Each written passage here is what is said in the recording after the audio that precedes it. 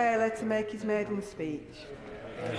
Thank you, Madam Deputy Speaker, for giving me the opportunity. It's a pleasure to follow such fine speeches from my honourable friend for Brecon Radnor and Cumtai, whose recollection of the 3 newspapers in his constituency is incredibly impressive, and I encourage him to tell us all about his achievements in those pages over the next few years. Also, the honourable member for Derbyshire Dales, whose descriptions of Dovedale and Chatsworth House I remember fondly from holidays in my youth, and also playing rugby in Matlock and Ashbourne. And then my honourable friend for the South Cotswolds, whose descriptions of farming as standing in the fields in all sorts of weathers recalls my experiences of playing rugby in the Derbyshire Dales all those years ago. I don't exaggerate when I say it's the honour of my life to serve as the Member of Parliament for Sutton and Cheam. I'm so grateful to the thousands of residents who put their trust in me just a few months ago. I promise them I will always do my very best, and for our communities from Sutton to Worcester Park, Cheam to Belmont, and everywhere in between. I hope I'm already going some way to repay the trust they have put in me by voting to end the 2-child benefit cap, voting to save the winter fuel payment, and already helping hundreds of you with issues and concerns through my office. And to the people who didn't vote for me, or didn't vote at all, who have lost all faith in politics and its servants, please allow me the opportunity to restore some of that trust. To my predecessor, Paul Scully, thank you for your 9 years of public service to Sutton and Cheam. Politically, we agreed on very little, but I know you did what you thought was best for our residents. I also take the opportunity to pay tribute to my Lib Dem predecessor, Paul Burstow, who served for 18 years and whose name is still fondly remembered by so many residents on the doorstep. And to my loved ones, my wife and children, my mum and dad, I would not be here without your support. As the father of the house may remember, my dad stood against him in Gainsborough in 92 and 97. Therefore, I must thank him too for helping to ensure that I am the first member of my family to find themselves in this place rather than my old man. Sutton Cheam is small, but it is perfectly formed.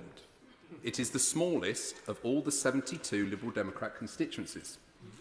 Our boundaries have remained largely unchanged for 80 years, which alone must prove that Sutton and Cheam is the greatest constituency in the country. They got it right in 1945 and they haven't felt the need to change it ever since. I could give you a guided tour of our beautiful constituency, but for me, it's the people who make up our community and make Sutton and Cheam what it is. We've got recyclers, repairers and reusers, improving sustainability and protecting our planet.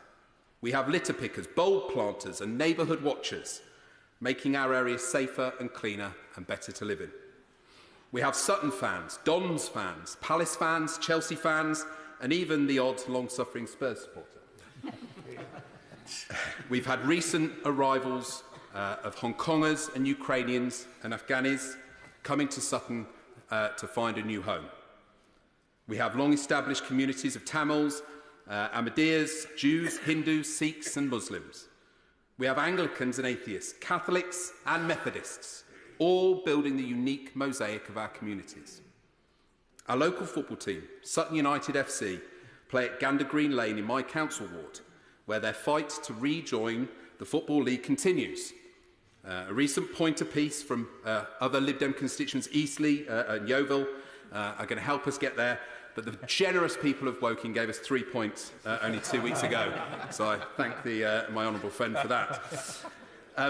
The football club proves every year, with their fantastic community outreach work, the value of our local football clubs. In politics and football, the people of Sutton know that their colour truly is amber. That's why they've had a Liberal Democrat-run council for almost 40 years, our longest-running local administration in the country. But as many of my colleagues will know, there is only so much that councils and councillors can do to tackle the biggest problems that governments have failed to solve for years. That is why I decided to run for election to this House, to tackle the national issues that people in my constituency face. For as long as I can remember, I've wanted to fix things. I went from building Lego as a child to rebuilding gearboxes as a teenager. I attended my local comprehensive school in rural Lincolnshire, and growing up, many of my friends and classmates were involved in the critical work that farmers do to keep food on our table and act as stewards for our environment, vital tasks that this debate correctly highlights. At school, I served as a prefect alongside the Honourable Member for Keighley and Ilkley. And whilst our political paths have diverged since we worked together last, more than 20 years ago, to arrange the Deaston School's sixth form leavers ball, I'm proud that we are part of the largest cohort of state-educated MPs in history. My passion for fixing things led me to London, to Imperial College to study engineering, which led to many years working in the transport industry around the world. But there is so much more that needs fixing in our country than planes, trains and automobiles. Raising my family in Sutton-on-Cheam with my wonderful wife, I've seen firsthand the broken cogs and blown fuses across our public services, from the NHS and social care to education and to policing. In today's Britain, the social contract has been broken. In our politics, cynicism and self-interest have replaced service and duty. And many feel that it is simply no longer true that if you work hard and play by the rules, you'll enjoy the security and opportunity that everyone deserves. A fair deal no longer exists between the British state and the people, and this is evident across every policy area. As an engineer, I feel confident in saying the very foundations of our country are broken, and it's time we picked up our tools to fix them. As the Lib Dem frontbench spokesperson for our capital, I will hold the government to account for all Londoners. Fixing London's creaking infrastructure, a never-ending housing crisis, pushing for reform of and proper funding for the Met. And if you've been listening to the Lib Dems for the last few years, you'll know exactly what the River Thames is full of. There is much to be said on all of these topics, but I'd like to finish today by highlighting one that is dear to me and my constituents: hospices. One of the first emails I received after being elected was from our local hospice, St Raph's, searching for help to stop £1 million worth of funding cuts, which would see staff made redundant and clinical services slashed. These cuts will put Sutton's GPs, hospitals and district nurses under huge and unmanageable pressure. They will leave families abandoned, unsupported and in genuine distress at a time when they need kindness and support the most. And for the patient, these cuts could tragically hasten their passing and deny them their dignity.